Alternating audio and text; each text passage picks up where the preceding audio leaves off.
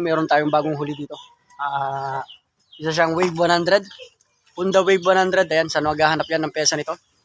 PM nyo lang ako. Ayan. Meron din tayong isang parts out dito na RS 100. PM na lang kung may nakakailangan ng pesa nito. Meron din tayong flarings dito ng Rusi Gala. Sa mga naghahanap dito. Meron din tayong available dito na pang parts out mga bossing ko. May mga natitira pa naman.